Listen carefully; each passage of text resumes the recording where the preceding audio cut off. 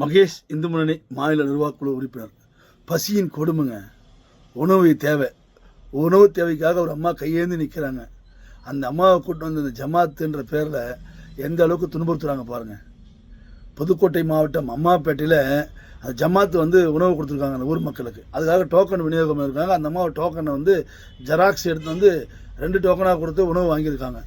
அதுக்காக அந்த அம்மாவை ஜமாத்து அழைச்சி அந்த ஜமாத்தில் அந்த அம்மாவை வந்து எந்த அளவுக்கு துன்புறுத்த முடியுமோ துன்புறுத்தி அந்த ஹிஜாப்லாம் அவுக்க சொல்லி அந்த அம்மாவை கீழே தள்ளி எந்த அளவுக்கு மன உளைச்சலை உண்டாக்குறாங்க பாருங்க. அந்த அம்மாவை என்ன தவறு பண்ணாங்க? அந்த அம்மா ஏதாவது உலகத்தில் பண்ணாத குற்றம் ஏதாவது பண்ணிட்டாங்களா?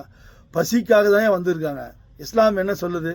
பசித்தவனுக்கு உணவு கொடுக்கறது தான் அந்த மதத்தோட கோட்பாடுகள்னு சொல்கிறாங்க. நீங்கள் எல்லாம் பேசுகிறீங்க இஸ்லாம் ஒரு இனிய மார்க்கம், அந்த மார்க்கத்தை ஏற்றுக்குங்க. தெருவாக வந்து குரானை வந்து இலவசமாக கொடுக்குறீங்க. இஸ்லாமத்தை தழுவுங்க, இஸ்லாம் ஏற்றுக்குங்கன்னு. இந்த இஸ்லாம் மதத்தில் இருக்கின்ற அந்த ஒரு எப்படி சொல்கிறது, காட்டு மிராண்டித்தனம் சொல்கிறதா என்ன சொல்கிறதுங்க?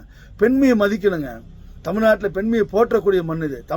தமிழ்நாட்டில் பெண்களுக்கான நம்மங்கெல்லாம் தெய்வமாக வச்சு வணங்கக்கூடிய பெண்களை வச்சு வணங்கக்கூடிய ஒரு மண் இது. அந்த பெண்மையை கொண்டு வந்து அந்த அளவுக்கு ஒரு துன்புறுத்துறது எந்த விதத்தில் நியாயம்? இவங்க பண்ணுற தவறை சுட்டி காட்டணுமா இல்லையா? நாம் சுட்டி காட்டுறோம். அதுக்கு நடவடிக்கை எடுக்க வேண்டியது யார்? இந்த அரசாங்கம். சுட்டி காட்ட வேண்டிய கடமை யாருக்கு இருக்குது? இங்கே இருக்காங்கல்ல கம்யூனிஸ்ட் மாதர் சங்கம்.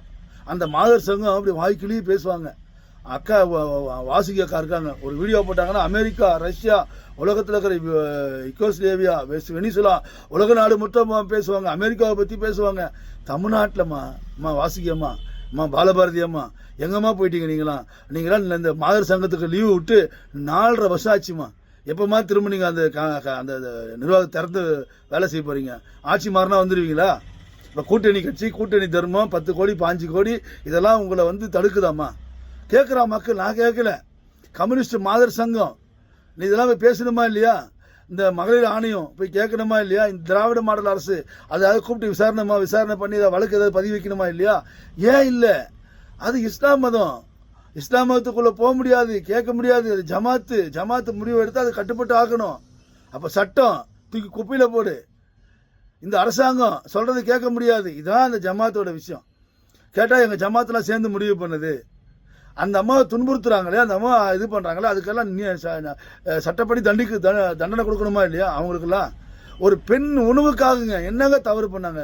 50 ஆண்கள் ஒன்று சேர்ந்து உக்காந்துக்கிட்டு அந்த அம்மாவை கூட்டு வந்து அந்த அளவுக்கு மன உளைச்சல் ஆக்கி அந்த அம்மாவை ஹிஜாப்பை பிரிக்க சொல்லி ஒரு போராட்டம் பிரச்சனை பண்ணல. நியாயமாங்க இது? நீங்கள் எல்லாம் இஸ்லாம் ஒரு இனிய மார்க்கம், அதை ஏற்றுக்கன்றீங்க. நான் அது தவறுன்னு சொல்ல.